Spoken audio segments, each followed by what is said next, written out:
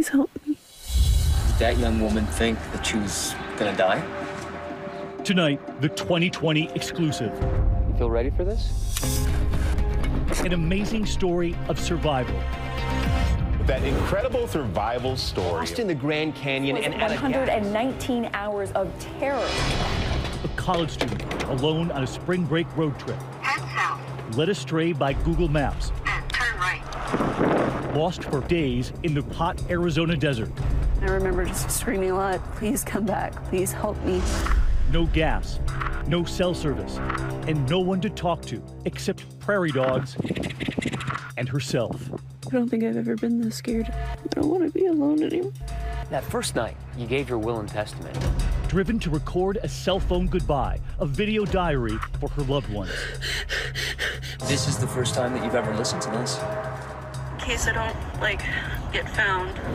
Tonight, follow along as we retrace this horrifying journey. Surrounded by hundreds of square miles of wilderness, and you can see just how easy it is to get into trouble here.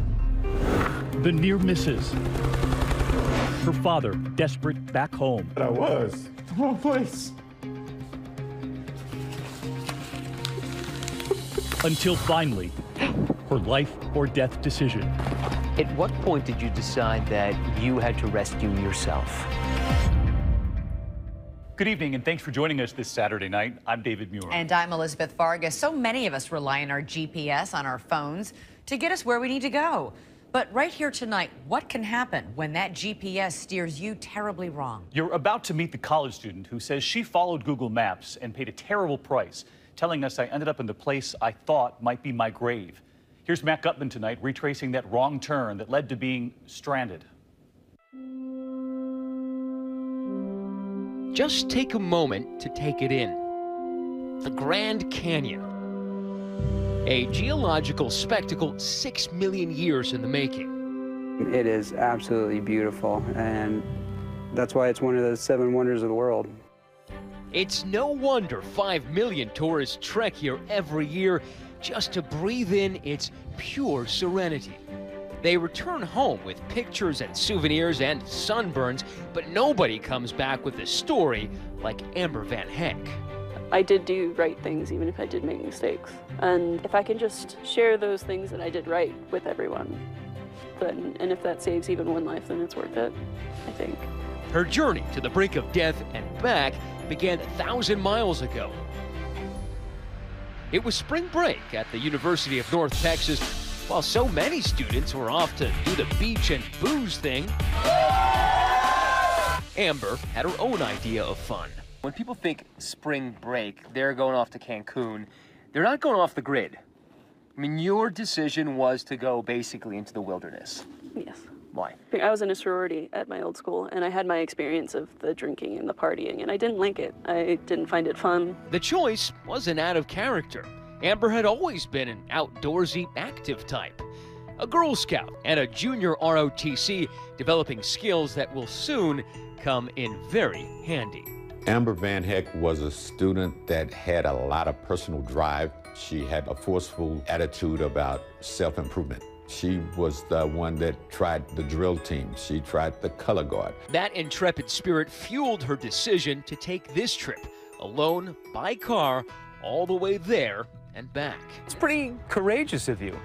I don't know if I'd call it courageous. It's more of a stubborn, probably, because I didn't want to let a lack of company stop me from finding adventure.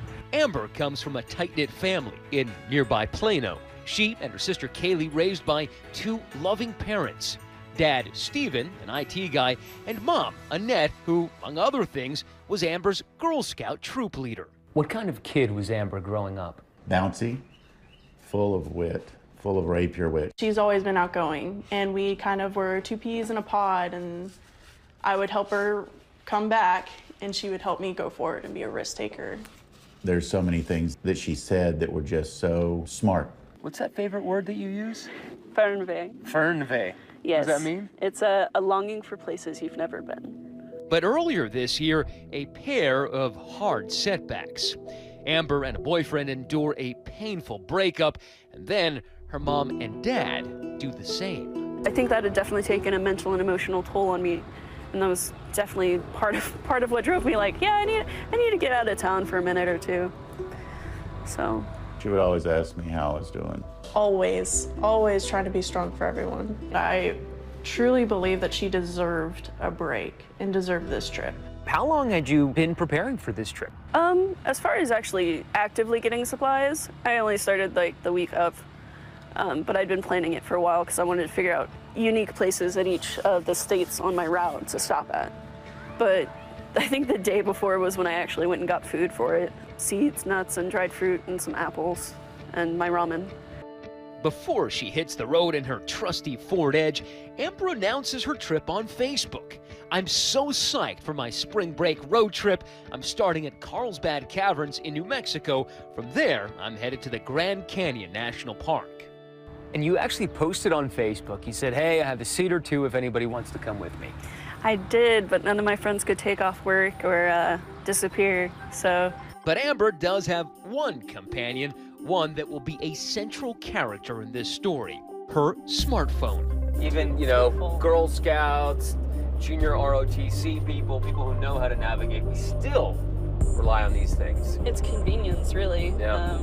Touch of your fingers, everything you need. Aside from the standard Google Maps navigator, Amber was also using a special app which enabled her dad back home in Texas to keep track of her.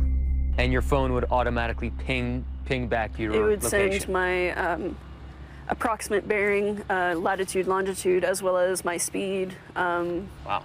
Head northeast, then turn right. March 11th, Amber's first stop, the breathtaking Carlsbad Caverns of New Mexico. A series of massive caves, one so big, it's called the Chandelier Ballroom. She posts this video on Facebook. So in the cave, we're supposed to whisper. So it's nice and cold down here. Her sleeping arrangements on the road trip, an improvised bed on wheels. So have you slept in this car before? Is this something you've already done? Yes, sir. I like to travel cheap. So yeah. Instead of hotels, I'll sleep in my car, have a nice bed set up back here. Wow, this looks pretty comfy, actually. Back in Texas, her dad, Stephen, pings her phone to confirm her location. Where I'd gotten a GPS was, she was just west of Albuquerque. And at 12:40 a.m., Amber sends a text saying she's bedding down for the night. Okay, baby, love you big, he writes. She replies, ×2. They don't know it yet, but this will be their final communication. The next day's itinerary takes her 420 miles to the southern rim of the Grand Canyon. But before she gets there, she stops here. The Ford needs gas. So when you saw $2.70 a gallon, you're thinking, ooh, that's a lot. So Amber only pumps in about a third of a tank. I was trying to like skimp here and there. right. And every dollar counts. I mean, if you're driving a couple thousand miles, you want to make sure that you're buying the cheapest gas. Yes. It's supposed to be a money-saving measure that will soon prove extremely costly. How often do you think, if I just put $5 more or put in half a tank instead of a third of a tank? A lot, every day. And I could have spared myself a lot of grief. 119 hours of grief, to be precise. Oh my God, where's the road supposed to be? My heart just panicked. And as you're about to see, all of it is documented diligently on Amber's phone. I'm really scared. Please help me. Stay with us.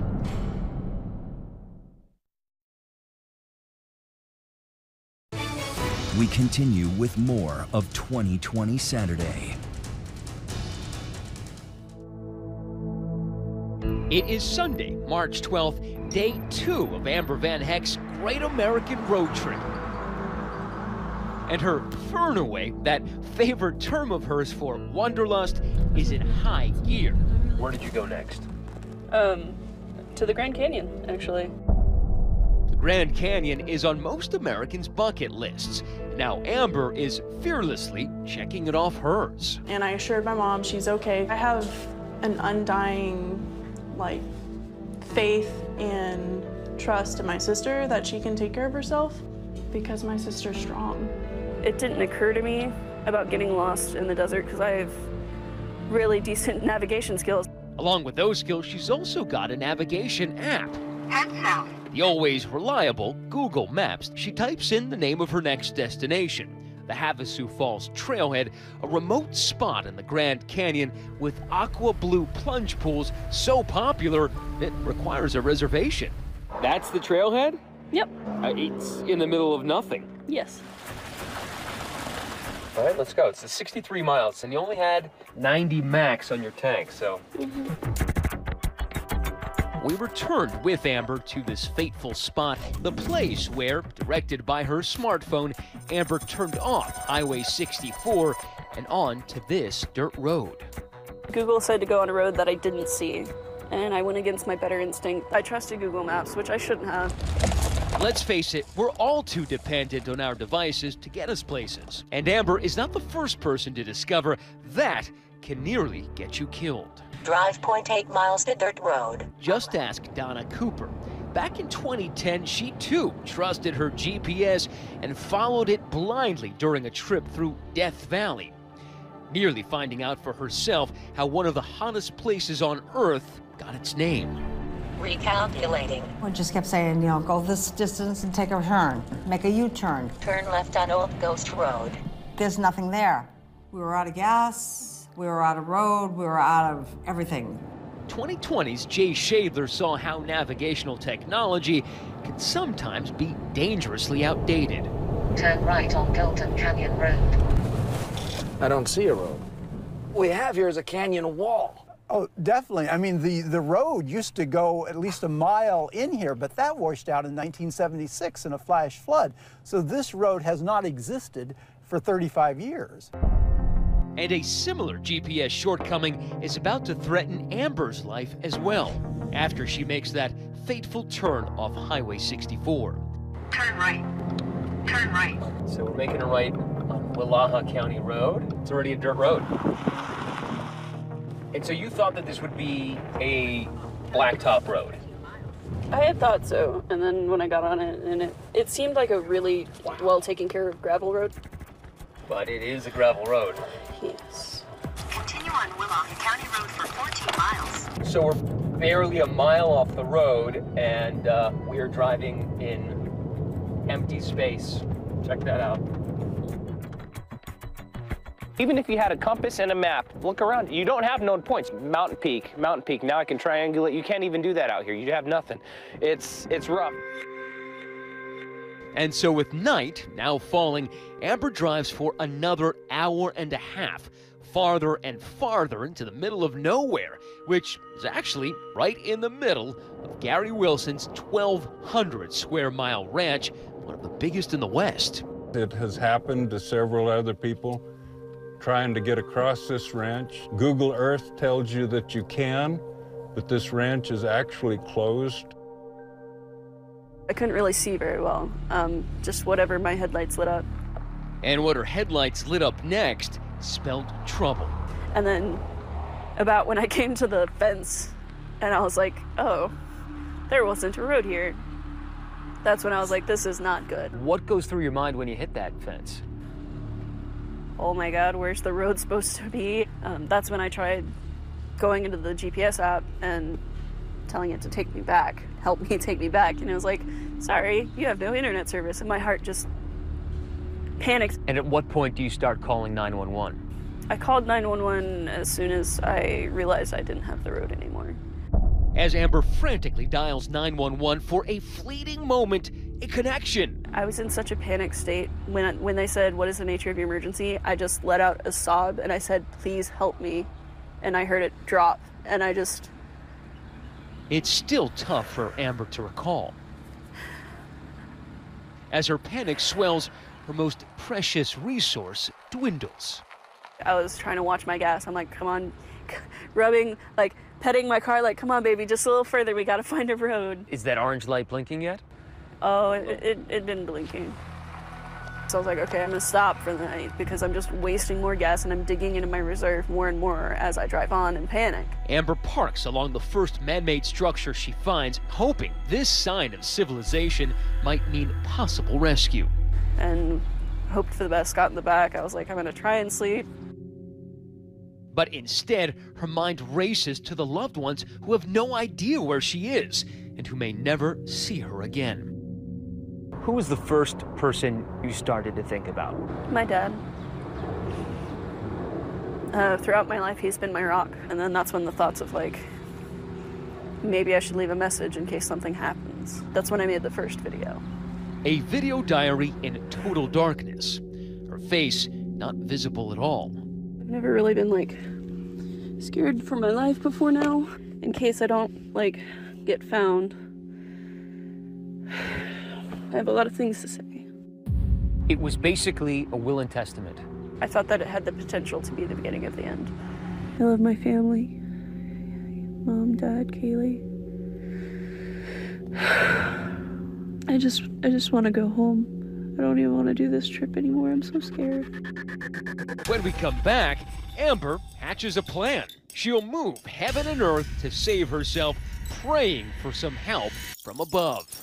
Stay with us.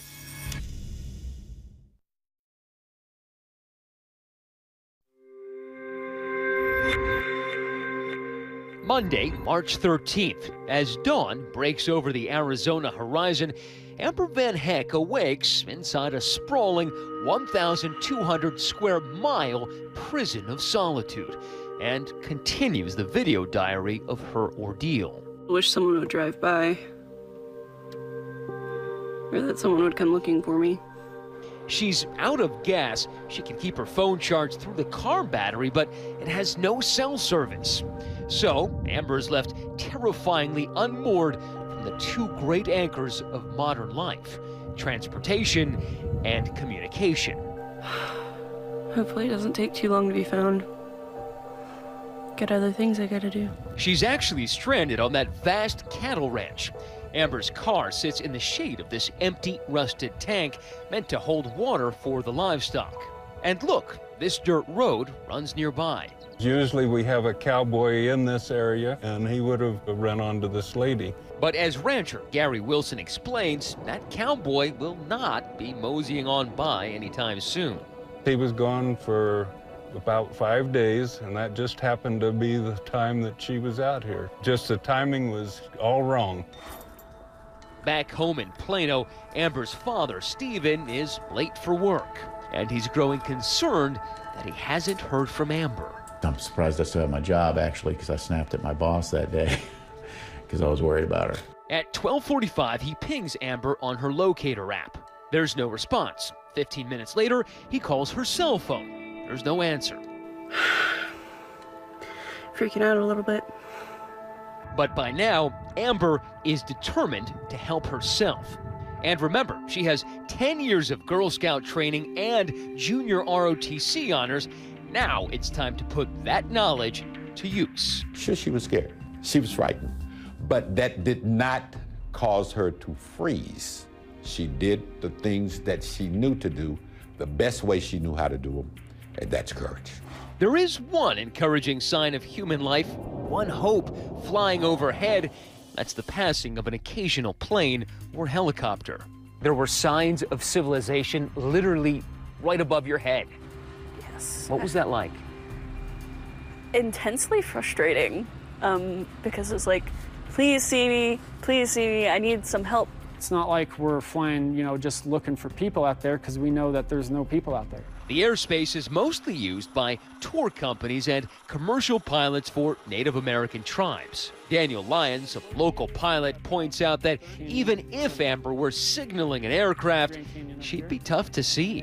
The rocks don't change all that much, so what's the point of looking out? The same rocks. A helicopter just flew by. I got out of my car and waved as frantically as I could, but I guess up there it's hard to notice small things on the ground. So Amber makes some big things on the ground. Pulling large rocks out of the dirt, she arranges them into a 20-foot-long plea for help. She's picked a spot with darker earth, hoping the contrast with the rocks will make her plea more visible from high up. She also makes a fire with the hopes that billows of dark smoke will alert planes flying by. The smoke just isn't dark enough. For the life of me, I can't get anything here to burn black. It all just burns gray or not at all. Everything in the desert's too dry. But there is some good news. Amber's brought plenty of food and water. She just needs to ration them meticulously. 3 bottles a day should last me for at least a week and a half.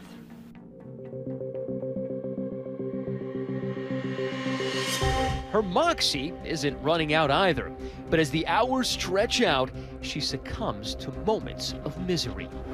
You know, in movies, they always just show the rescue. They don't really show the panic parts in between, the fear.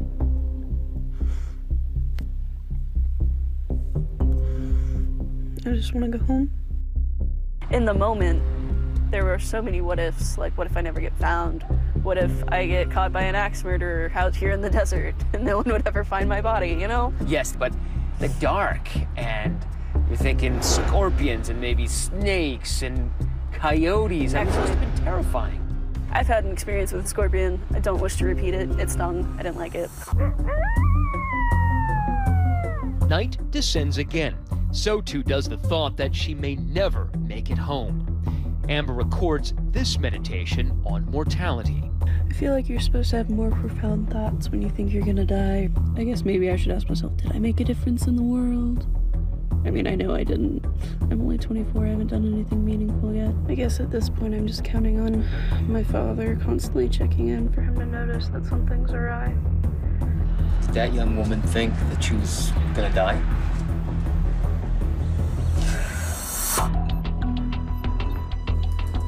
By Tuesday, March 14th, Stephen VanHecke is legitimately worried.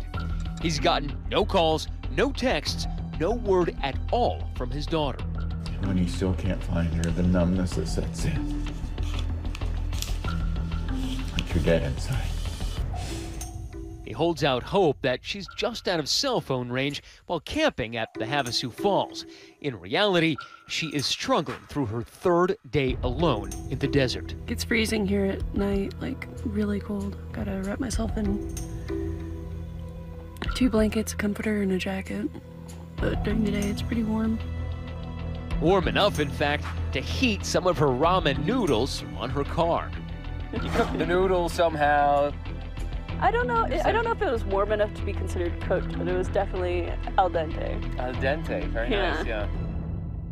Her plan? Just stay put until help arrives. Just stay alive. Just stay sane. So what kind of things did you think about just to make the time pass more quickly sitting out here? I read a lot and went through a lot of books. It could have been 12, it could have been more. She also made contact with some of the locals. These craters that pepper the lunar-like landscape are actually prairie dog burrows. I've been watching the little prairie dogs that live around here because this place is riddled with prairie dog burrows. They're just really cute. I've got cows, prairie dogs, and coyotes for company, and bugs. Coming up, a sudden chance of a rescue roars by. Just trying to chase down a truck, but they didn't see me in their rear view. But leaves Amber in the dust.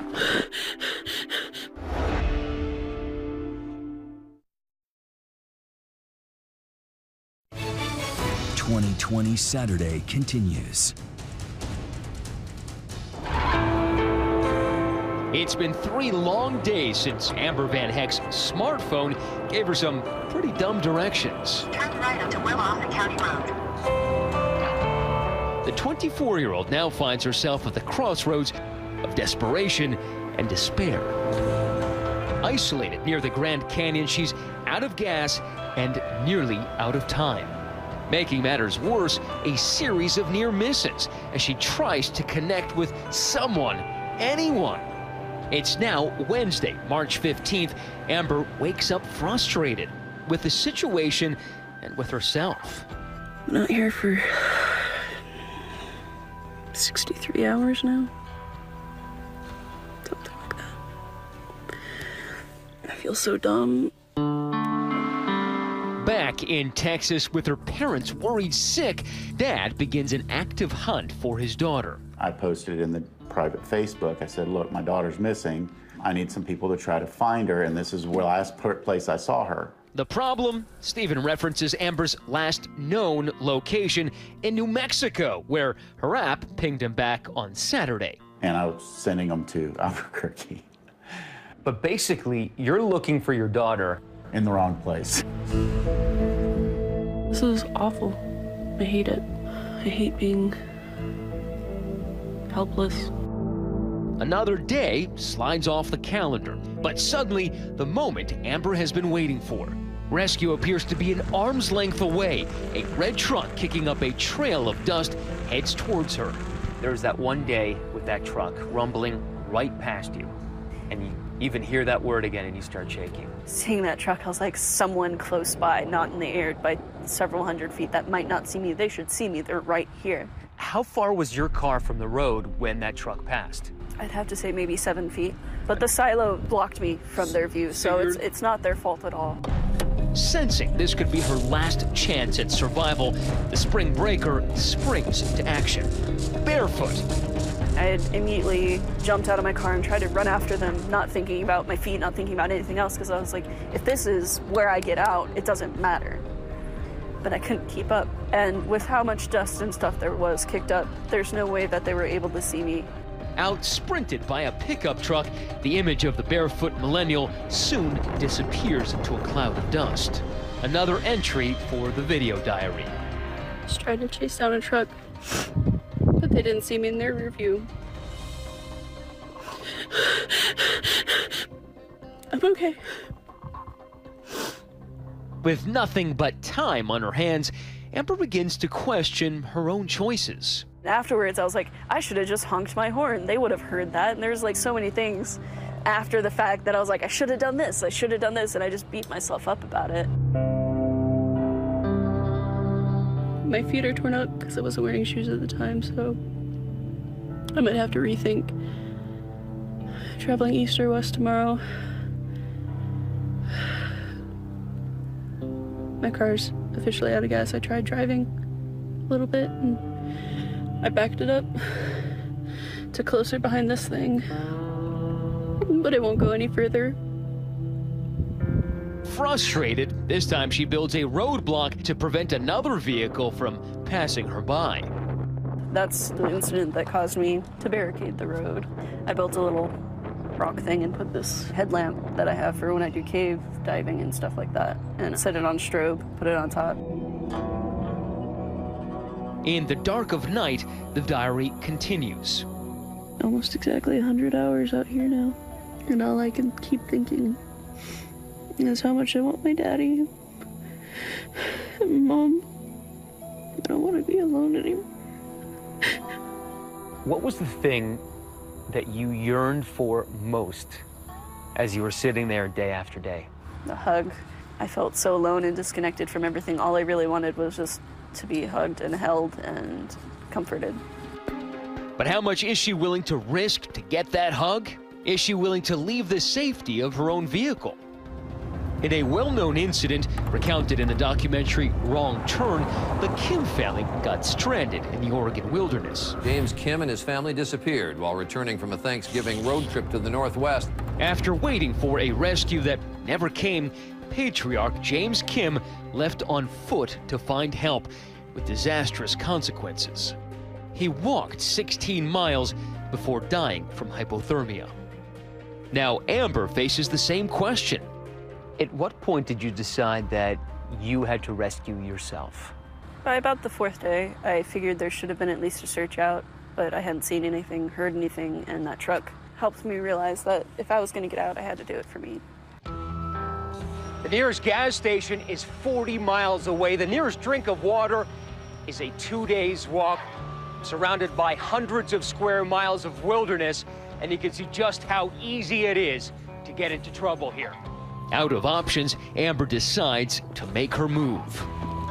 The plan? To stay along the road and walk as far as she can, as fast as she can, in search of a cell signal. But, as luck would have it, while she's out on the road, the cavalry shows up at her makeshift base camp to rescue her. It's a bit of a letdown when you say, okay, we found him, and nobody's there.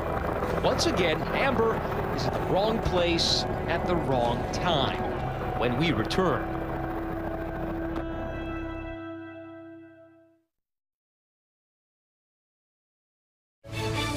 We continue with more of 2020 Saturday.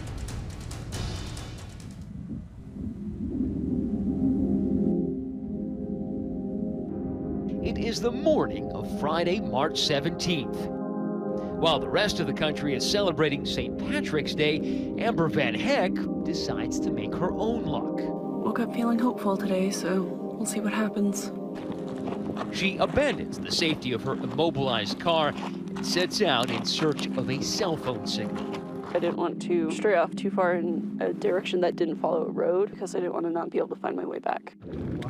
Amber takes me back to that desolate spot where she wound up on her long, desperate hike. But it's amazing, you can see Flagstaff Mountain so clearly from here. That's actually why I chose to walk that way, because Flagstaff has cell towers on it, and I knew that, so that would be the best bet. That's pretty smart. After hiking painful miles on injured feet, dialing 911 more than 70 times, suddenly, like a ray of hope, a cell phone signal. At long last, Amber makes contact. What did it feel like to finally get a signal and after 5 days speak to a human? All I could think was desperation, more so than relief at that point. It was just mostly desperate to get out the right information so that they could send someone. I started crying and saying, please help me.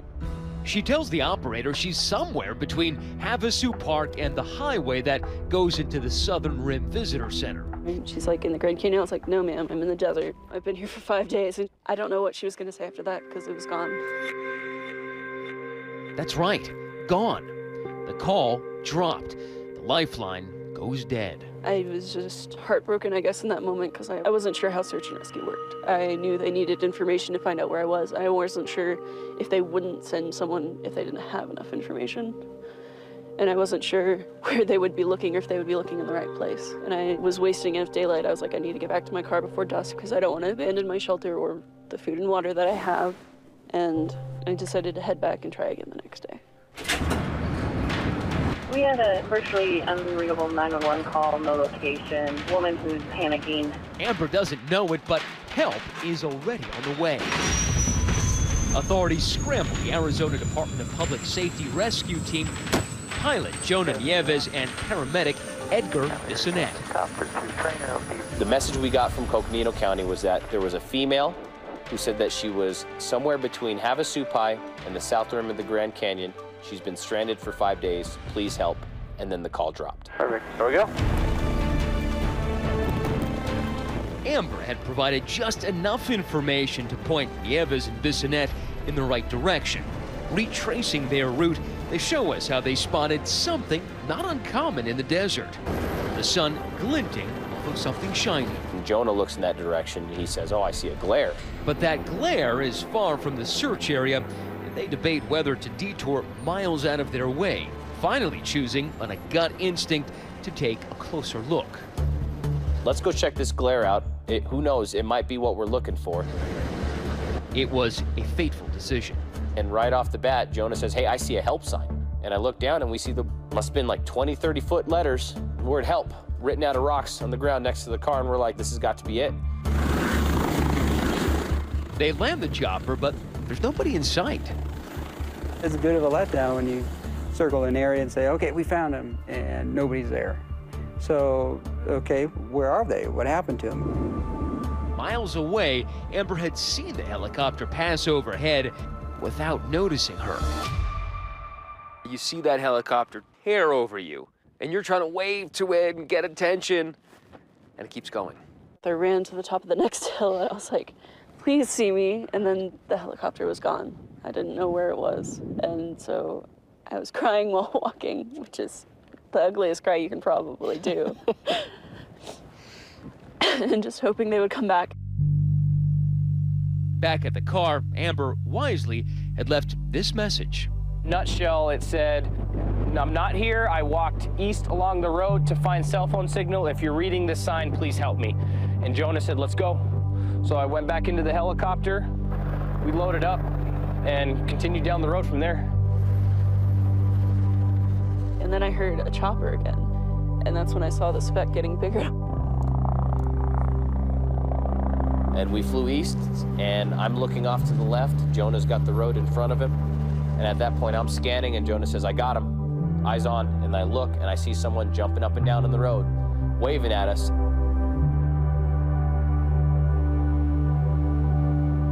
And I was like, they're coming for me.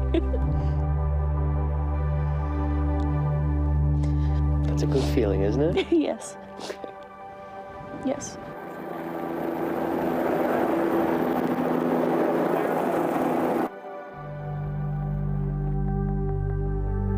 Next thing you know, I'm 2 feet from her, and first thing comes out of my mouth was, did you call? And he's like, hi, did you call? And just sort of a joke, you know? And all I could answer with was hi, and then sobbing, ugly sobbing. I was just, and holding on to him. And I feel so bad because I was just like, human contact. Did he hug you back? Yes, he did. And then he was like, you know, put his arm around me and helped walk me towards the helicopter. The crew reassures Amber she's gonna be okay.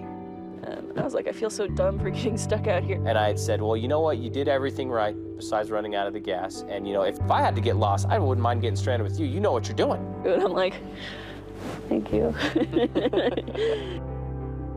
The helicopter flies Amber straight to the hospital in Flagstaff. There, she calls her parents. I can't even explain the relief of hearing her voice. I said, where are you?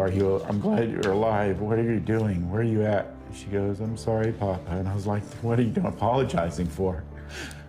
I've been worried sick about you. She goes, I thought you were hunting for me. And I said I was, in the wrong place.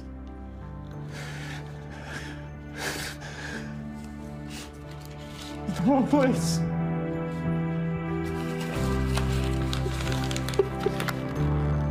What was your reunion like with your dad? He just held me while I cried and picked me up in a hug.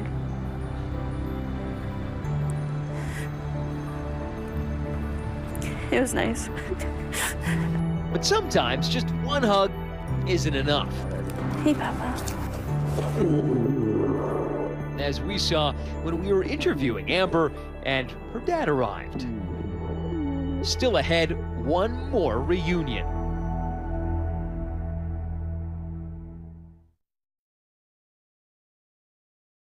That incredible survival story, a woman stranded in the Arizona desert for 5 days. This was 119 hours of terror. For 5 days, Amber might as well been on the dark side of the moon. But now, back on the grid, she's pretty easily recognized. I'm right about here. Amber is still healing, both physically and emotionally. You still have on your hospital band. Yeah, it's a sentimental, weird thing I do. Previously, when I've had these, I don't take them off till I'm over whatever I went through. And I'm not over it, not yet. Now, a surprise for Amber. We reunite her with two special guests. Edgar and Jonah. Hi. How are you? Good to see you. It's good to see you guys. Edgar and I want to get you a little something, a small little gift. We want you to come back out to Arizona, but we want you to do it on a full tank of gas this time. So here's a gas card. Thank you. I'll make sure to fill up. Safely back at home with her friends and family who she thought she might never see again, she makes a final video diary. This has been a whirlwind of emotions, but I feel like I have less anxiety now about the entire thing, which is good. I feel like it's time for me to lose the wristband, actually, and I think that's the next step. And there we go. All done. Knowing what you know now, would you go on another solo road trip again? Eventually I will. I'm not gonna let fear stop me from doing anything in this world. One very happy reunion. So our takeaways tonight, obviously spring for a full tank of gas. And those old school maps, turns out they work pretty well after all. Google tonight did not respond to our request for comment. But a GPS industry source previously told ABC News it is important for drivers to keep in mind that GPS devices are to be used as navigational aids only. It is the responsibility of drivers to exercise common sense. Good advice. That's our program for tonight. I'm Elizabeth Vargas. And I'm David Muir. From all of us here at 2020, thanks for watching and have a great evening.